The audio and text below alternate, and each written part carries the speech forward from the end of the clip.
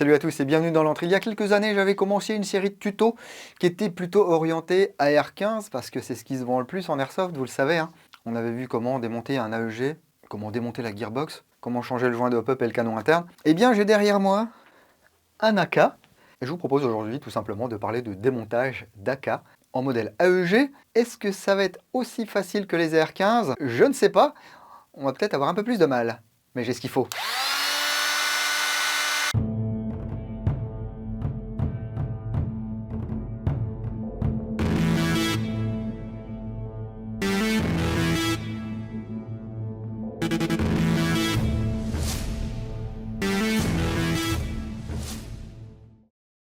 Alors en préambule, je tiens à préciser qu'il y a quand même beaucoup de manières de démonter nos répliques. Au début, c'était pas très embêtant, il y avait que Tokyo Marui qui faisait des AK en type AEG, et c'était des constructions par vis, avec des corps en plastique, beaucoup de pièces, beaucoup de vis. On en trouve encore quelques-unes, mais c'est vraiment assez peu répandu désormais. Puis on a eu les montages type VFC, avec des corps en une seule partie, une construction plus simple, avec des goupilles, qui étaient reprises par beaucoup de marques.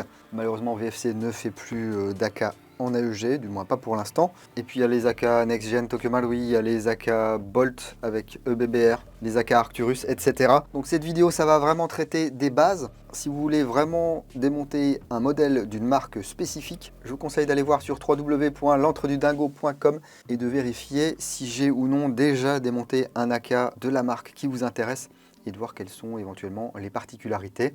Et vous avez les photos étape par étape pour le démontage. Donc ceci est un AKMS VFC. On va donc voir comment ça se démonte. Donc dans un premier temps, je vais retirer le top cover que je vais mettre ici. Je vais ensuite défaire cette pièce. Voilà. C'est la tige, elle ressort, qui retient la fausse culasse. Sur certaines répliques, vous ne pourrez pas enlever le petit bouton comme ceci. Donc souvent, vous pouvez retirer directement la tige. Ici, c'est retenu avec une vis BTR. S'il n'y en a pas, souvent, ça se retire juste comme ceci. Voilà.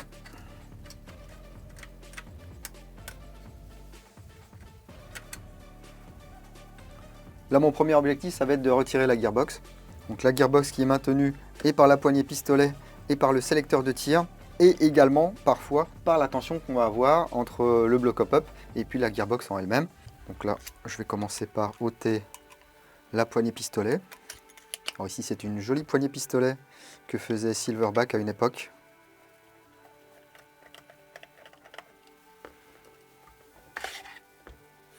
Voilà, donc ici, si vous avez besoin d'accéder au moteur de votre réplique, il n'y a pas besoin d'aller beaucoup plus loin. Vous pourrez ici dévisser la cage moteur, débrancher, ensuite ôter ici les deux vis, séparer les deux moitiés, changer le moteur, remonter, revisser. Le tour est joué. Mais ce sera l'objet d'une autre vidéo, là il n'y a pas besoin. Il va falloir dévisser la vis de maintien du sélecteur de tir. Là également, selon les marques, vous aurez soit un petit capuchon en plastique qui s'enlève pour pouvoir accéder à une empreinte hexagonale ou une empreinte cruciforme. Sur ce modèle, c'est directement la pièce qui se dévisse. Donc il va falloir se munir d'une pince et soit mettre ici du scotch ou quelque chose. Sinon, il y a des pinces qui existent avec des morts en caoutchouc. Moi, je vais essayer de le faire comme ça. D'expérience, normalement, ça fonctionne. Mais comme on est en vidéo, je vais certainement tout chibrer. Parfois, ils sont montés au frein filet.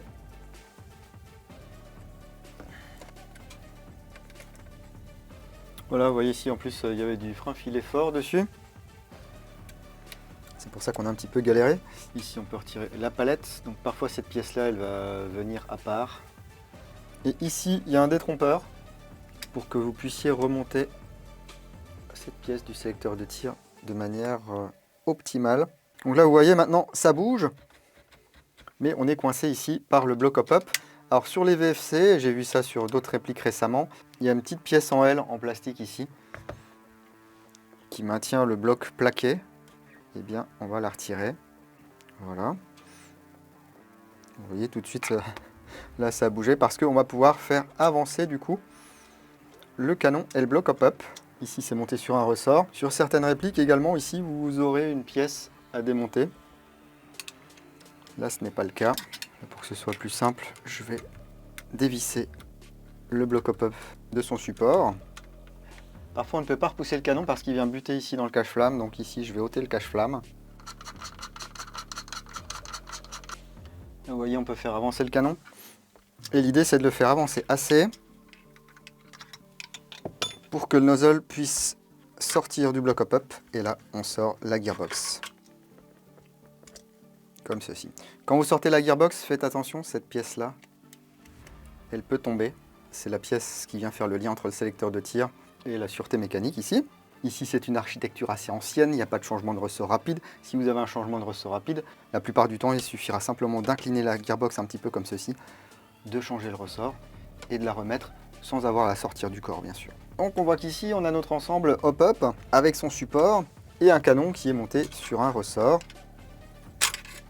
Voilà. S'il me venait à l'idée de changer le joint ou le canon, vous voyez ici, c'est un petit peu compliqué. Alors, il y a deux solutions. Soit vous êtes très fort et vous voulez pas vous prendre la tête. Ici, vous allez venir enlever le clip. Voilà. Vous allez faire sortir le joint et le bloc hop-up. C'est très vieux, là, c'est collé. Voilà.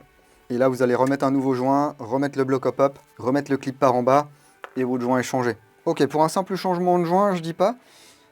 Si vous voulez changer le canon, hop, on enlève la petite cale ici. On peut enlever également le ressort s'il veut bien sortir. C'est lui qui nous embête depuis tout à l'heure. Hein. Bon, le ressort, on pourra l'enlever plus tard. Donc je disais, vous voulez changer le canon, c'est peut-être pas possible parce que, regardez, ici, j'ai un canon qui doit faire 455. Si vous avez un AKSU ou quelque chose comme ça, vous allez pouvoir le sortir comme ceci par derrière. Là, il faudrait que je le plie. Ça peut passer. Regardez, ça passe, mais ça le tord un peu. Bon. Sinon, vous pouvez le faire sortir par l'avant. Eh ben, saleté de ressort.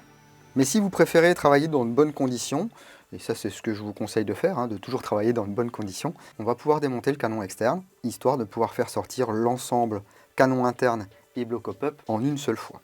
Donc là, il va falloir démonter le garde-main. Pour la partie supérieure, on a ici un loquet. On va faire pivoter l'emprunt des gaz et la partie supérieure du garde-main, comme ceci, vers le haut et vers l'avant. Voilà, en mouvement de pivot, justement, c'est le principe du verbe pivoter. Si ça ne veut pas venir, n'hésitez pas à vous aider d'un tournevis. Voilà. Et j'avais tout bien rangé. Ensuite, ici, il y a un petit loquet. On le fait pivoter vers l'avant. Voilà. Il faut ôter aussi la tige de nettoyage. Voilà. Et là, selon les cas, soit il va falloir ôter les deux goupilles ici, ou alors une seule, ça va suffire. On va essayer en enlevant que celle-ci. Alors souvent, il y a un sens, donc on essaye.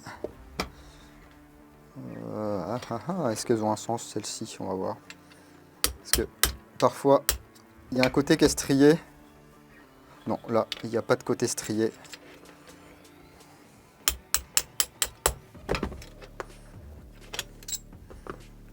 C'est une grosse goupille comme celle-ci en acier. Et là également en fonction de la marque de votre réplique, vous allez peut-être avoir parfois une vis ici à laquelle il va falloir accéder et qui va appuyer sur le canon pour pas que ça bouge. Sur la plupart des séries VFC, il y avait le trou, mais parfois il n'y avait pas la vis. Hop.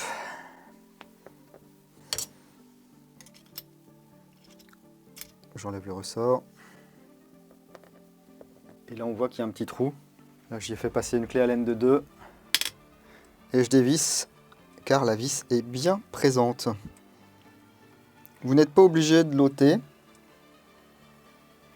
Vous pouvez juste la dévisser. Et là, normalement,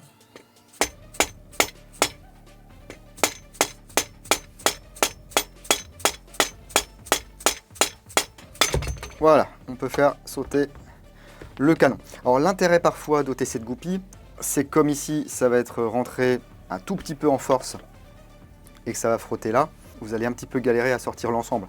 Alors que si vous sortez déjà cet ensemble-là et ensuite le canon, vous êtes tranquille. Si vous n'avez pas encore sorti l'ensemble hop-up et canon, là vous vous retrouverez dans une position comme celle-ci. Attendez, je vais mettre le bloc, voilà, comme s'il était encore dedans.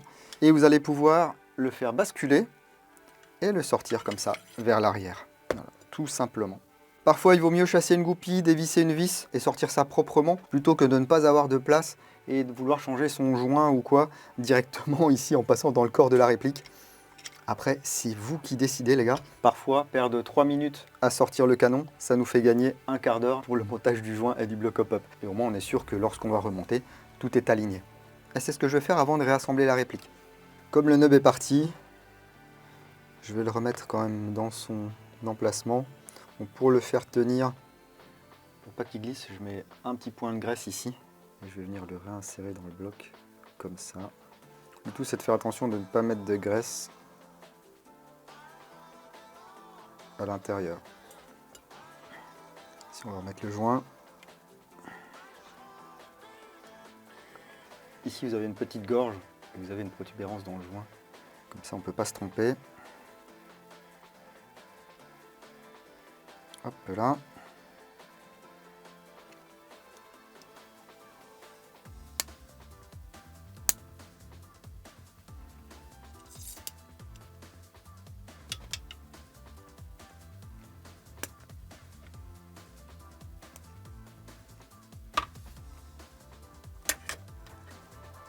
On essaie toujours de s'assurer que notre bourrelet soit bien centré. On n'oublie pas le ressort ici. Et je vous le disais, voilà, on peut faire passer ici le canon et le bloc et l'insérer dans le canon externe.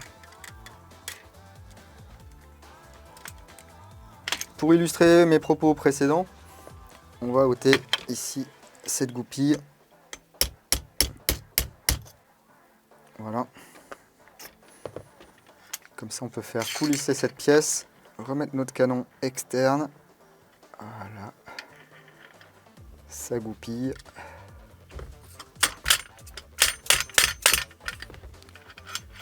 On en profite pour revisser ici.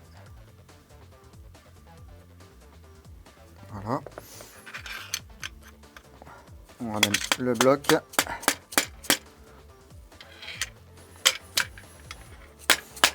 Je vais le faire hors caméra parce que là je peux pas taper comme il faut. Là, on peut remettre la goupille.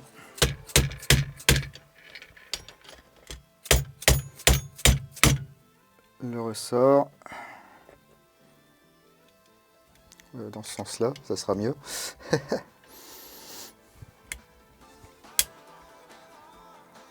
Là, si on veut, on peut déjà fixer le bloc hop-up. Mais parfois, il n'y aura pas assez de jeu pour remettre la gearbox. Donc, à vous de tester ce qui fonctionne le mieux pour vous. Là, j'essaye avec. On essaiera sans si ça ne fonctionne pas. Parce que là, vous voyez, on n'a pas beaucoup de marge de manœuvre. Là, j'ai de la chance, comme c'est bien usiné. Mon canon va être légèrement retenu. Et là, je peux venir réinsérer la gearbox. Remettre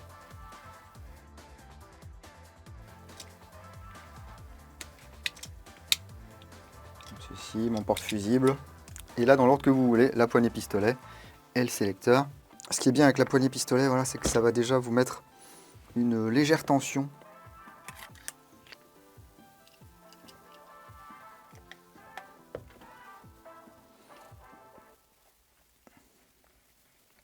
Ça n'est pas trop fort.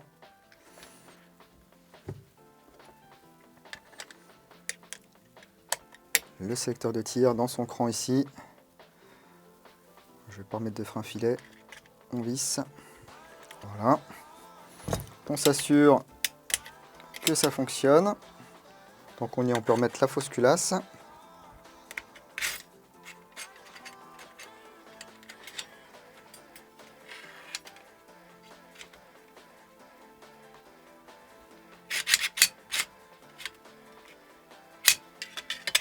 Le capot.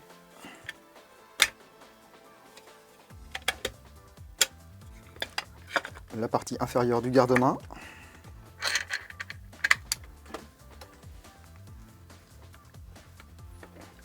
La partie supérieure du garde-main. Ici, il y a un méplat. Il faut qu'il soit bien dans l'axe. Qu'est-ce qu'ils étaient chouettes ces AKVFC, n'empêche.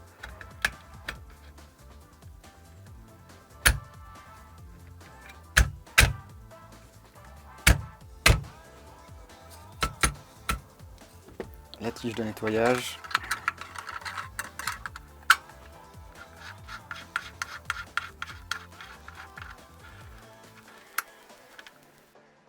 Et voilà le travail. Donc maintenant vous savez démonter et remonter un AK type VFC, donc à goupille. Il faut faire marcher aussi le cerveau quand on bricole, hein. Il faut essayer de voir comment sont assemblées les différentes pièces. Donc avec ces bases, je pense que vous pourrez vous en sortir même sur des répliques qui sont un petit peu plus complexes ou qui ne sont pas tout à fait fabriquées pareil. On a par exemple des modèles où le bloc hop-up est directement vissé sur le canon externe D'autres, on va pouvoir avoir une vis qui le maintient directement à la gearbox. Bref, le fait est que là, on va pouvoir s'en sortir. On va pouvoir changer les fournitures, on va pouvoir changer le canon, le joint hop-up, le bloc hop-up, démonter la gearbox. Pour l'interne, on verra un petit peu plus tard. Et je vous rappelle qu'en cas de doute, eh bien, vous pourrez certainement trouver des tutos sur internet. Et puis vous pouvez aller sur www.l'entredudingo.com. Si jamais j'ai une réplique dans l'antre, il y a fort à parier qu'elle soit démontée en photo avec les explications. Donc allez y faire un petit tour. En tout cas, si cette vidéo vous a plu ou vous a été utile, n'hésitez pas à mettre le petit pouce vers le haut, ça fait toujours plaisir. Le petit pouce vers le bas, bien sûr, si cette vidéo ne vous a pas plu. On a des spécialistes du pouce vers le bas, hein, faut pas non plus les frustrer. Donc mettez le pouce vers le bas si vous avez envie. Si vous voulez rester à la pointe des news de l'antre, eh bien vous pouvez vous abonner à la chaîne, c'est gratuit et ça vous permet d'activer les notifications. Mais bon, bah voilà, ça reste quand même YouTube, les notifications ne fonctionnent pas toujours. Donc si vous ne voulez absolument rien louper, et pendant que je ne me suis pas fait dégager de Facebook et d'Instagram, vous pouvez me rejoindre sur ces réseaux. N'hésitez pas à passer le soir sur Twitch pour mater le stream où on se prend des têtes, mais on ne se prend pas la tête, hein. Et bien sûr www.l'entredudingo.com. Merci à toutes les personnes qui soutiennent l'antre au travers d'un like, d'un partage, d'un commentaire. Tous ceux qui utilisent les liens qui sont dans la description de la vidéo, que ce soit les liens affiliés, les derniers en date c'est vers Airsoft Entrepôt et vers Visionalis pour vos protections et vos corrections oculaires. Parfois vous avez même des codes promo, c'est toujours sympa d'économiser quelques euros. Un grand merci également aux tipeurs du mois de février qui s'affiche maintenant sur votre écran. Votre aide est inestimable, merci beaucoup. Quant à moi, je vais redémonter cette réplique parce qu'il faut que je m'occupe de l'intérieur de la gearbox. Prenez soin de vous. Si vous allez en jeu le week-end prochain, n'oubliez pas, jouez sérieusement, mais sans vous prendre au sérieux. Et moi, je vous dis à bientôt dans l'Entre-du-Dingo. Bise.